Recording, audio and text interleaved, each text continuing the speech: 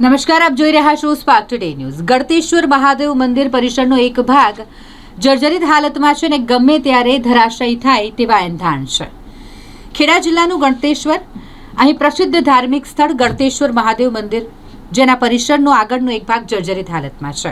મંદિર પરિસરની સેફટી માટે બનાવવામાં આવેલ સેફટી દિવાલમાં તિરાડો પડી ગઈ છે અને આ દિવાલ ખસી ગઈ છે, જેના કારણે મંદિરનો એક ભાગ ગમે ત્યારે ધરાશાયી થવાની સંભાવના છે। આ બાબતે તંત્ર દ્વારા તાત્કાલિક ધોરણે સમારકામ કરવામાં આવે તેવી સ્થાનિકોની માંગ છે। આ એક પ્રાચીન શિવ મંદિર છે, જે ડાકોર નજીક ગળતેશ્વર તાલુકાના સરનાલ ગામ નજીક પાસે આવેલું છે।